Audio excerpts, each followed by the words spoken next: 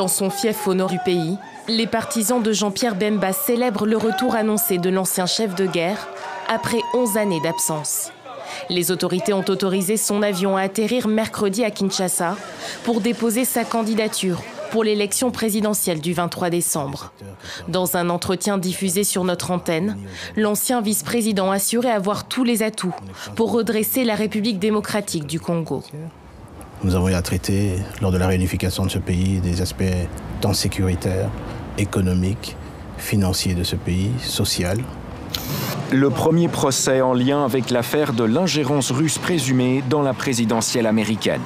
À l'abri des regards derrière ses vitres teintées, Paul Manafort et son visage creusé par sa chute brutale en disgrâce. L'ex-chef de campagne de Donald Trump est accusé notamment de blanchiment et de fraude. Juin 2016, Manafort, aux côtés du fils et du gendre de Donald Trump, rencontre l'avocate russe Natalia Veselnitskaya qui leur promet des informations compromettantes pour faire perdre Hillary Clinton. Des accusations de collusion que continue de réfuter le président, y compris dans ce tweet. La collusion n'est pas un crime, mais cela n'a pas d'importance parce qu'il n'y a pas eu de collusion, sauf de la part d'Hillary la corrompue et des démocrates. L'attaque s'est déroulée dimanche à moins de 150 km de la capitale Douchambé. Ces photos ont été prises juste après l'attaque terroriste. Un cycliste belge arrivé juste derrière le groupe a raconté le choc des blessés à terre à la télévision flamande.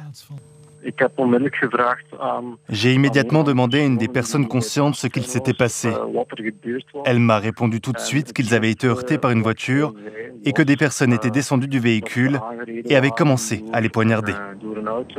Il y a une semaine, ce barrage hydroélectrique qui était en construction a cédé.